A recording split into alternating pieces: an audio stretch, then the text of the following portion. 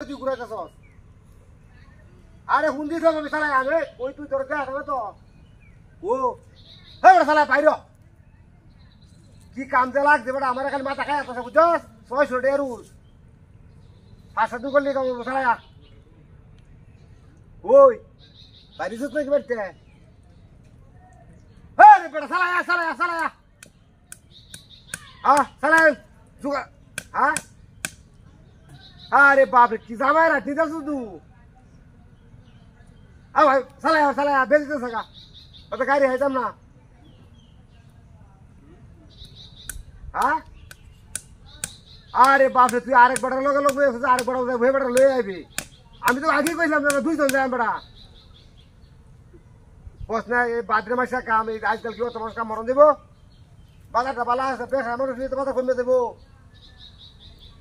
আমি একটু আগে হুন দিছি কইছে 600 টাকা বাজার আছে আজ 600 টাকা বিক্রি গেছে মানুষ চালায় আহর তুই কারণ লই আছো এই বাবা